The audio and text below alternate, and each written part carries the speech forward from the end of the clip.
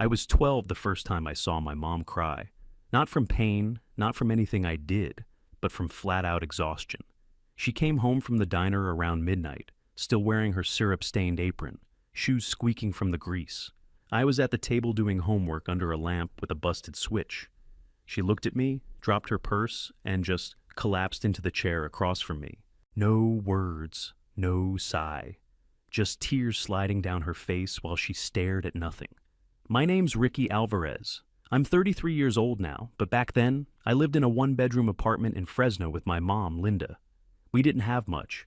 A twin bed we took turns sleeping in, a hand-me-down couch that smelled like old dog hair, and a fridge that groaned louder than the AC. She worked double shifts at that 24-hour diner on Maple and Ashland, the kind of place with plastic menus and sticky booths. She never complained, even when we were boiling water on the stove for a hot bath because the heater cut out again. I'd come home from school to find her passed out on the couch with a sock full of rice heating her back. Still, when she woke up, she'd smile and ask how my day was. Quick note, before listening, share which city or country you're watching from. On nights she could keep her eyes open, she'd pull out old library books and read them to me. Not kids' stuff. I'm talking about guidebooks and history books. Stories about Machu Picchu, castles in Germany, little towns in Italy with cobblestone streets. She'd whisper, "The world's bigger than Fresno, Ricky. One day, you'll see it." That line stayed with me. By the time I was 16, I made a decision. No college. I wasn't going to let her keep wrecking her body while I sat in some dorm racking up loans. I came home one day and told her straight up, "I'm going to finish high school, but I'm not going to college. I'm getting a job." She froze. Didn't say anything at first. Then her lips started trembling and she begged me not to throw away my future, said she could handle it, said I'd regret it. I didn't budge. I told her I'd figure it out. She cried that whole night, right there on the floor next to my backpack. But I meant what I said. I was going to carry my weight. One way or another, I started job hunting the next week. I got a part-time gig bussing tables at a Mexican restaurant off Shaw Avenue. It paid like crap, but I took it. After school, I'd head straight there, scrub salsa stains off plates, refill baskets of chips, and try not to fall asleep in class the next day. That's where I started picking up Spanish. Just pieces at first. Enough to figure out when the line cooks were roasting me behind my back. But the real breakthrough came sophomore year, when Ana Morales showed up in my second period English class. She was the new girl from Jalisco, hair tied back tight, black hoodie, eyes like she didn't trust anyone yet. She sat in the back and barely spoke unless the teacher called on her. Most kids ignored her. I didn't. One day at lunch, I spotted her eating alone. I grabbed my burrito and sat across from her like it was nothing. "Está bueno?" I asked, pointing at her tray. I butchered the hell out of it. She stared at me, deadpan. "¿Tú hablas español?" she said, eyebrow raised. "Un poco," I shrugged. "Like 3 words, maybe 4. She cracked a smile. "You just said 5. We clicked. Every day after that, we met up during lunch. Burritos, broken Spanish, and dumb jokes. Her family was barely getting by, same as mine. Her dad drove a beat-up landscaping truck. Her mom cleaned houses around Clovis. We'd swap stories about splitting dinner portions, sharing shoes with cousins, selling candy after school just to have pocket money. Anna didn't care about prom or class rings or what anyone thought. She wanted out of Fresno, out of the grind, out into the world. She used to say, "Vamos a ver el mundo." Let's go see the world. And man, that stuck with me. Every time she said it, her eyes lit up like she was already gone, like she could taste the ocean or hear the hum of a busy European street. I started learning Spanish just to keep up with her, not from books, from talking with her, texting her, listening to her family chatter in the background when I called. By senior year, I could hold a conversation without sounding like a total idiot. She even made fun of my gringo accent, but in a way that made me want to try harder. Anna had dreams of being an event planner, said she wanted to organize weddings in castles and throw parties on the beach in Bali. I told her I wasn't going to college, and she didn't flinch, just nodded and said, "Then make your own way." That meant something coming from her. No judgment, no lecture, just belief. We had a thing, kind of. Nothing serious, nothing official. Some long walks after school, a couple of kisses under the bleachers, but it wasn't about labels. It was about surviving, dreaming, and not feeling alone in the mess we were born into. After graduation, we drifted. She took a job in Sacramento. I stayed in Fresno. Life happened. We didn't keep in touch.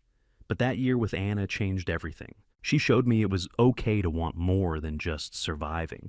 She showed me that even broke kids from rough neighborhoods could dream about Rome or Tokyo or some little village in Peru. That's when I knew. I didn't need a diploma to help people chase that feeling. I just needed to figure out how to get them there. I started cold calling travel agencies the week after graduation. No resume, no references, just walked in, shirt tucked in, hoping someone would give me a shot. Most places didn't even let me finish my pitch. But there was this one spot on Blackstone and McKinley, a rundown little office with faded posters of Paris and Cancun peeling off the walls. The guy who ran it, Dennis, looked like he hadn't had a vacation in 20 years. But he heard me out. When I told him I spoke Spanish and had been studying travel guides for fun since I was a kid, he gave me a crooked smile and said, "You know how to use a computer?" I nodded. He pointed to an ancient Dell. "You start Monday." My first client was a young couple planning their honeymoon to Costa Rica. I was sweating through my shirt the whole time, hands shaking on the mouse, voice cracking as I read flight times and hotel options. They didn't notice, or they didn't care. They left with confirmation emails and a fat folder of travel docs. I went home that night wired. It was the first time I felt like I had a real shot. I studied every single day after work. Not just brochures, actual logistics, visa requirements, currency rules, flight transfer tips. Which airports had the best lounges, which hotels gave free upgrades, which airlines overbooked. I watched webinars, subscribed to newsletters, joined travel forums. I'd stay up until 2 in the morning, breaking down flight routes and learning how to game the reward systems. Dennis noticed. Within a year, I was the one people asked for by name. I wasn't just selling vacations, I was solving problems. Planning dream trips.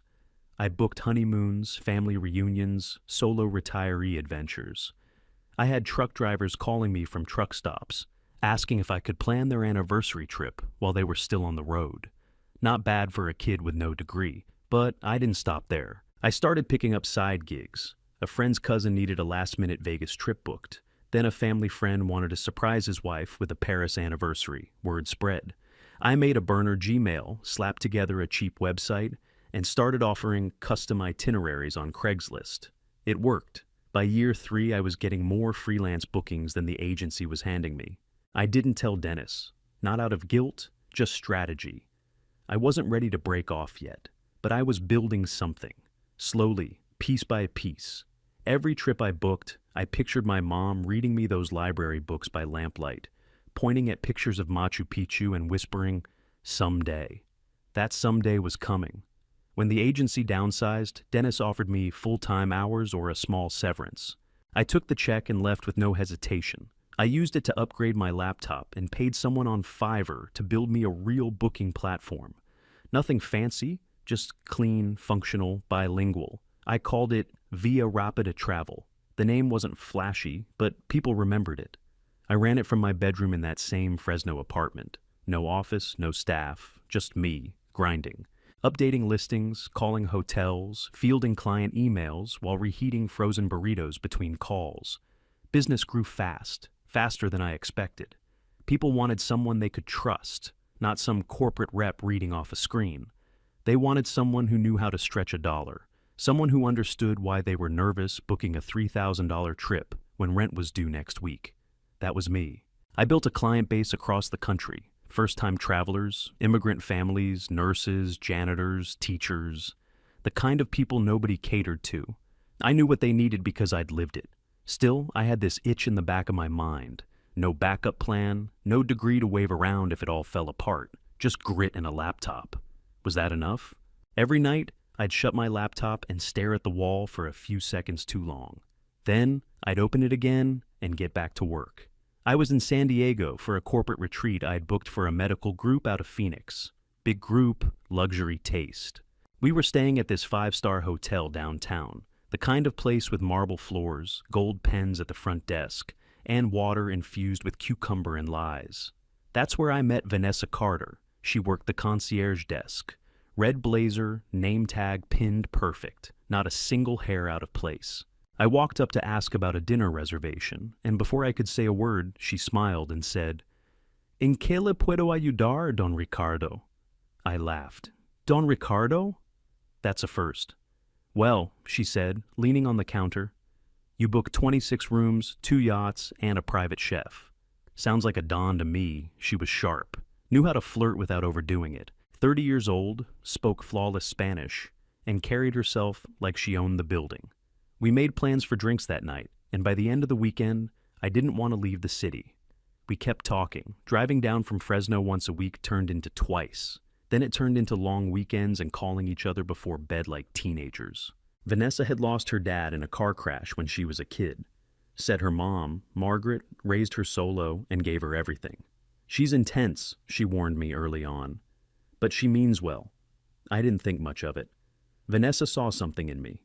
Not the lack of a college degree, not the busted car I drove down in, but the hustle. She told me she liked men who built things from scratch. She said I reminded her of her dad. Disciplined, focused, loyal. That meant something. 6 months in, we were sitting on her balcony after dinner, and she brought it up. "I've been thinking," she said, pouring wine into my glass. "We should move in together." "Here?" I asked, surprised. She shook her head. "At my mom's place. Just for a while. We can save up, plan long term. You work from anywhere, right?" I didn't answer right away. I didn't like the idea of giving up my place, my space. But Vanessa kept talking, selling the idea hard. "She's got a big house in La Jolla," she said. "You'll have your own office. We'll have more time together. It's temporary. She just needs help adjusting. It'll be easy." I nodded slowly. "You sure about this?" She smiled and touched my arm. "It's the smart move." For both of us, I didn't love it, but I'd lived in worse. I figured I could handle a few rules, a couple awkward dinners. Vanessa had been good to me, believed in me, so I said yes. That weekend, I boxed up my apartment, loaded my business into the back seat of my Altima, and drove south toward a house I hadn't even seen yet. Vanessa promised it'd just be a few months. She was wrong. The house was massive, 2 stories, ocean view, and white furniture that looked like it belonged in a magazine, not a home. The first thing Margaret said when I walked through the door with my duffel bag was, "Shoes off, please." This carpet was imported from Milan. She didn't smile, just turned and walked off. Vanessa tried to play it cool, gave me a quick tour like I was some Airbnb guest. Bedroom upstairs, bathroom next to hers, kitchen off limits after 10. Margaret's reading room was off limits always. The rules didn't stop there. Coffee had to be French press. No drip, no Keurig. Towels had to be folded in thirds, not halves. Any shirt I wore downstairs had to have a collar. "We represent the Carter family name in this house," Margaret said, like I'd walked into a damn political campaign. She cornered me during the first dinner, sat across the table, sipping wine like a queen in a castle. "So, which university did you attend?" she asked, eyes locked on me like a challenge. "I didn't go," I said. "Started working young." She hummed, real soft, that fake rich people sound. How? Practical Vanessa cleared her throat, tried to change the subject. Didn't matter. I already knew. Margaret had me pegged, and she didn't like what she saw. I stayed quiet, did the chores, cleaned the garage, fixed the leaky faucet in the guest bathroom, repaired a broken cabinet hinge that had been squeaking for months. I ran grocery errands and made sure her special oat milk was always stocked. She never thanked me once. Meanwhile, I kept my business running from the upstairs bedroom. Late nights, long hours, earbuds in, while I processed bookings and juggled time zones. I wasn't coasting, I was building something. But you'd never know it from how Margaret treated me. She called my business cute. I overheard her on the phone with her bridge club one afternoon, saying, "He's in between jobs." Something with travel, not sure how it works. Honestly, Vanessa brushed it off. "Mom's just old-fashioned," she said every time I brought it up. "She's condescending," I snapped one night while brushing my teeth. "She just has high standards." "No," I said, wiping toothpaste from my mouth. "She just thinks I'm beneath her." Vanessa didn't answer. She just climbed into bed and faced the wall. Every day felt like I was walking through a museum where I didn't belong. I started keeping to myself. Worked through breakfast, Stayed upstairs most evenings, avoided the living room entirely. If I left a mug in the sink, Margaret would line it up on the counter with a sticky note. Not a hotel. Wash your own, I wanted to leave. But every time I brought it up, Vanessa said the same thing. It's temporary. She's still adjusting? But adjusting to what? Me existing? One afternoon, I came downstairs to grab a snack between meetings. Margaret was in the kitchen with her friend, some stiff-looking lady in pearls and lipstick too thick for daylight. They went quiet the second I walked in. Margaret smiled that tight, cold smile. "Oh, here's our house guest," she said. "You remember Ricky, Vanessa's companion. He's between opportunities right now?" I stared at her. "I own a business, actually." "Of course you do," she said, eyes twinkling like I'd just told a toddler lie. I walked out before I said something I'd regret. But that was the turning point. I stopped trying to win her over, stopped explaining myself. I wasn't some lost kid in her country club fantasy. I was a man paying my own way. Even if she couldn't see it, I did. Still, every day in that house chipped away at something inside me. And Vanessa, she just watched it happen. Dinner was lemon chicken and roasted potatoes, Margaret's version of casual. She had the dining room lit up like a catalog spread, candles burning, napkins folded into triangles, classical music playing low in the background. I was chewing through dry breast meat when she dropped it. "Vanessa and I are heading to Italy in July," she said, like she was commenting on the weather. "Rome, Florence, maybe Milan. Someone's got to stay behind to handle the house." I blinked. Thought I misheard. "Sorry, what?" She sipped her wine without looking at me. "Flights are booked." "We leave the 7th, I turned to Vanessa. She didn't meet my eyes, just stared at her plate like it might save her. I said nothing else that night, just finished my food and helped clear the table like I always did. The silence was heavy, but neither of them seemed to care. Later, in our room, I closed the door and turned to her. "You knew about this?" She sighed and started taking off her earrings. "Mom just got ahead of herself." "Of course you're invited, funny," I said, arms crossed. She didn't say that. She said someone had to stay and handle the house. That sound like an invitation to you? She doesn't always mean things the way they come out. I shook my head. She treats me like hired help. You think I'm tagging along with a woman who calls my business cute and tells her friends I'm unemployed? Vanessa threw the earrings on the dresser and turned around. "Why are you always so sensitive?" That hit harder than I expected. I took a breath. "Sensitive?" "Yes, Ricky. You read into everything. You're always looking for a fight." I laughed, dry, sharp, bitter. "So I'm the problem now." "I didn't say that. You didn't have to. I've been cleaning, fixing, shopping, paying bills while keeping my company afloat. And I get blindsided at dinner like I'm some damn housekeeper. And you just let it happen. She's my mom. And I'm supposed to, what, and just eat it? Smile and nod while she steamrolls through everything like I don't exist?" Vanessa turned away again, like she was done talking. "This was supposed to be temporary," I said. "I know. We were supposed to be a team." She didn't respond, just sat on the edge of the bed and stared at the floor. That silence said everything. I stood there a minute longer, waiting for her to look up, say something, show even a flicker of regret. Nothing. I laid down, fully clothed, stared at the ceiling fan spinning slow above us. My chest was tight, not with anger, with emptiness. I wasn't just being pushed out of a trip. I was being erased, piece by piece, word by word, eye roll by eye roll. And the person who was supposed to have my back, she wasn't even in the fight. The next morning, I was already awake before the alarm. I'd been staring at the ceiling since 4, heart pounding like I'd run a marathon in my sleep. My jaw was tight, my fists clenched under the blanket. I wasn't angry, I was done. I walked into the kitchen just as Margaret was pouring her tea. She was dressed like she had somewhere important to be, pearls on, not a hair out of place. Vanessa was by the fridge, scrolling her phone like nothing had happened the night before. I sat down and didn't touch the food. "Why'd you leave me out of the Italy trip?" I asked, voice flat. Margaret didn't even blink, just stirred her tea. "If you wanted to come, you should have said so. No need to cause a scene about it now." I looked at Vanessa. "Are you hearing this?" She sighed without looking up. Just drop it, Ricky. I blinked. Drop it? Margaret set her spoon down gently. This conversation is unnecessary. You wouldn't enjoy a trip like that anyway. It's not your scene. I leaned forward, hands on the table. What does that mean exactly? She looked me straight in the eye, calm, dead calm.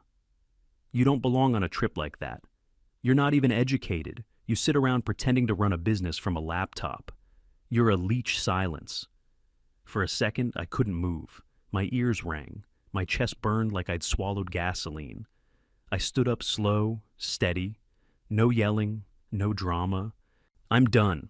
Vanessa looked up, confused like she didn't believe me. Ricky? But I was already walking. I grabbed my laptop off the upstairs desk, yanked the charger out of the wall. Phone, wallet, keys, backpack. That's all I needed. Everything else could rot in that overpriced museum of a house. I walked past the kitchen. Margaret sipped her tea again, smug like she'd won. Vanessa stood frozen, arms halfway raised like she wanted to say something, but couldn't decide if I was worth it. I opened the front door. You're really leaving? Vanessa finally asked. I turned, looked her dead in the eyes. You watched it happen, I said. Every insult, every dig. You let her erase me right in front of you. She's just old-fashioned number. She's cruel. And you let it slide because it made your life easier. Then I stepped outside. The sun hit my face hard, like a slap. I didn't flinch. I walked to my car, tossed my stuff in the back, and drove away. No one followed me. That house shrank in my rearview mirror until it looked like nothing. And that was the last time I ever stood inside it. I landed in Maui 2 days after walking out of that house. My phone hadn't buzzed once on the flight. No texts, no voicemails. I half expected Vanessa to reach out, say something, but nothing came. That told me everything I needed to know. I rented a little one-bedroom near Kihei to start. Ocean breeze through the windows, wild chickens outside at sunrise, salt in the air 24/7. Felt like I could breathe again. No marble floors. No passive-aggressive sticky notes. Just space. Real space. I threw myself into the business harder than ever. Launched 3 new language options. Locked in a deal with a boutique airline in Colombia. Partnered with resorts in Bali, Greece, and Morocco. I barely slept. Barely left the house. But I was alive. 2 months in, we hit our first million in monthly bookings. Then 2. Then 5. I brought on a remote team. 5 hustlers who reminded me of me. No degrees, just drive. By the end of that 3rd month, the platform was worth over 22 million. And that's when the phone rang. Blocked number. I let it go to voicemail. Then it rang again. And again. Finally, I picked up. Ricky? Margaret's voice, panicked, tight. Yep. Why are the lights off? She snapped. Why hasn't the water bill been paid? The mortgage just bounced. Do you know what's going on? I stood on the lanai, watching waves slam the rocks. You serious right now? I asked. Yes, I'm serious. Vanessa said, you've been handling the bills. I let that sit a second. Guess you didn't realize, I said slowly. I was covering everything. Utilities, mortgage, groceries, even your gas card. Silence. What? She whispered. Yeah, your precious imported carpet. I paid for the cleaner. The fridge repairs last year, me. The smart TV you bragged about to your bridge club, me again. That's not possible. It's not only possible, Margaret. It happened. For 2 years, her voice cracked. But we have debt. A lot. I thought, I know exactly how much, I cut in. You've racked up $430,000 between credit cards and your home equity line. I shut it all down when I left. Then came the switch, the one I expected. Vanessa got on the line. Ricky, it's me. I rolled my eyes. You're my partner. You can't just walk away. I laughed. Watch me. We need help. You owe us. Nah, I said. I don't owe you anything. You mocked me. Let your mom spit in my face every day under that roof. You don't get to cry now just 'cause the lights are off. She hesitated, like she was trying to find the right tone, the one that used to work on me, but it was too late. This is serious, she said. We could lose the house. Not my problem. You love me. I shook my head. I loved who you pretended to be. There was a pause. Then I added, oh, and one more thing. This call's international. It's on your dime. I hung up, dropped the phone on the railing. Tide was rolling in, sun burning orange behind the palm trees. That moment felt like a reset button. No one owned me anymore. Exactly 1 week later, I flew into San Diego, signed papers in hand. The lawyer's office was downtown. Big glass windows, overpriced parking, fake smiles at reception. I sat at the conference table in a black polo and jeans while they tried to pretend we were all still civilized. Vanessa walked in 10 minutes late, looking like hell. Her hair was pulled back, eyes puffy, nails chipped. She sat across from me in silence, then finally said, "You were supposed to pay for the Italy trip, weren't you?" I didn't answer, just opened the folder and slid the divorce papers across the table. Signed, sealed, done. Her fingers hovered over the pages like she didn't know what to do with them.